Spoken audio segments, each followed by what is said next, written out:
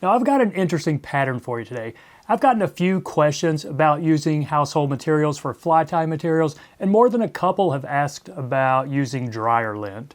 Now I've never used lint for a tie material, but these questions got me to thinking maybe I should give it a try. So I did a little research online and asked the internet, what is dryer lint made out of and what can it be used for? Well, it turns out nobody said fly tying, and it's just made out of microfibers from whatever the clothes you're drying are made out of. But one interesting use I read about was stuffing it in toilet paper tubes and using it as a fire starter. Apparently lint is very flammable.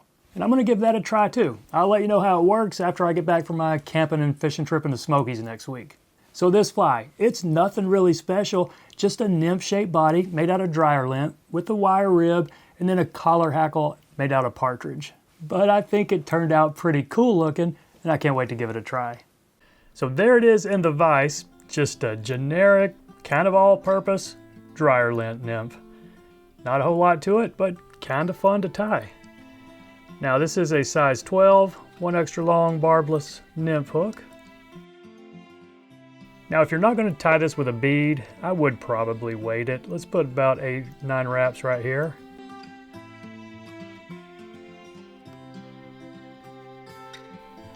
That was an 015 weight right there. And the one you saw in the vise at the beginning, I just used standard gray thread. This one, I'm going to flash it up a little bit. This is a hot pink in 70 denier. So let's put that somewhere near the front third. Put a little dam behind it, then a dam in front. We'll take the thread to the back. And if that happens, which it happens, just re-spool your bobbin, try again. And this time we can start it right up front. Now, I don't know why that happened. Maybe I might have had too much tension in my bobbin holder here because I just put this hot pink in. Or maybe I nicked it, roughed up my thread a little bit on the, the points of those lead weight wraps. But we're going to be just fine. Just bring your thread onto the back, not all the way to the back yet, because I am going to rib this with just a small wire. This one's silver, but I think it could be any color. So we'll catch this in just right behind those weighted wraps, and then wrap it to the back where we're going to start our body.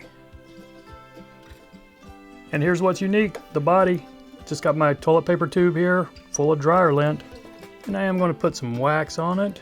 This is the J. Stockard low tack wax, which I went to this about a year ago, and I really like it. I kind of like it a little bit better than that hairline.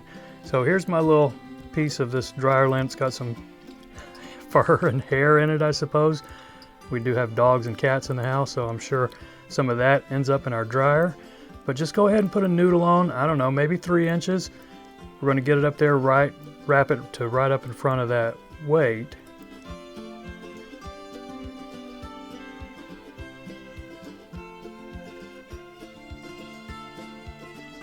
And I wouldn't worry too much if you got a big lumpy noodle. We can use that weighted wrap to really kind of shape it. So I'm going to try to get a little bit of a taper here. I'm not going to worry too much though if I don't. Okay, I've definitely got a taper here, but we can kind of shape it by wrapping this rib up through it. So let's go ahead and do this just as close together as you want or think you need.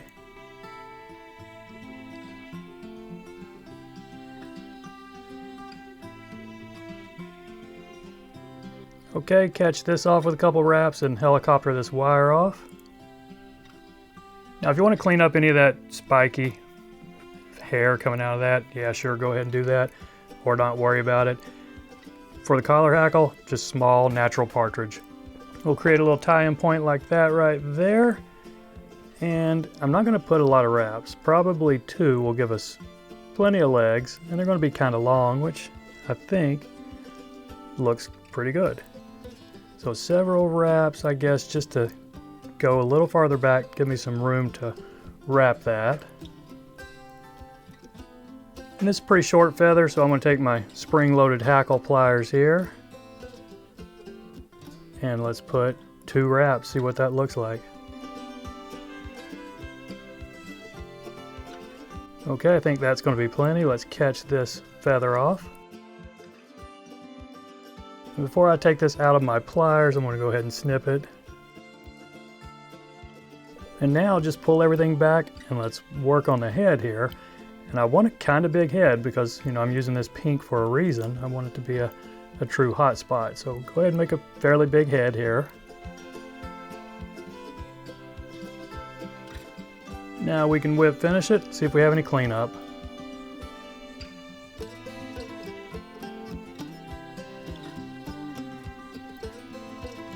All right, I think I could pluck a couple of those fibers out right there, but I'm not gonna worry about it. I'm gonna put a drop of head cement on it, get this a nice hard head, call this one done.